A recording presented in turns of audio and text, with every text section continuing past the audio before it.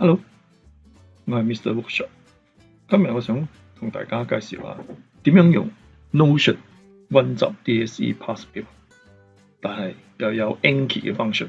好多人都係用 Notion 做notes 溫功課，但係都可以用喺做啲DSE 嘅 Past paper 嘅。但係咧今日咧就會加咗 Anki 嘅功能落去。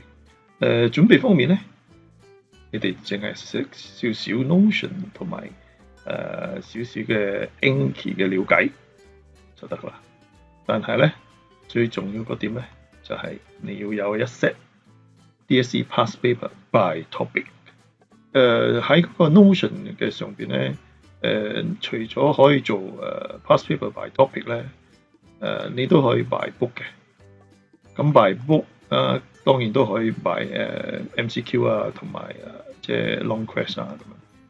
咁我都會加咗啲功能落去，就類似favorite 嘅 question mark question 咁樣嘅。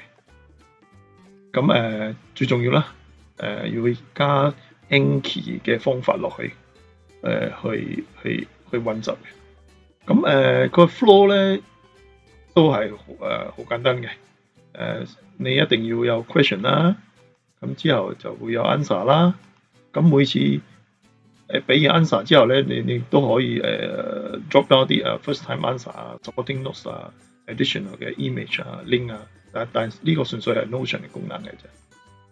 咁喺 Anki 嘅運用方面咧，你當然啦，最尾你每次答完個 question 咧，你都要俾個 grade 佢嘅。好似 again good hard easy 咁樣嘅。咁頭先都有講啦，favorite 你可以favorite 咗嗰個 question 咧，你 for quick review我哋覺得呢個係 important question 咁樣。咁都可以 mark 佢 as a special group 嘅 question 啦。可能你諗住exam review 嘅時候咧，你會將呢個 mark 咗嘅 question 咧攞出嚟 review 一次嘅。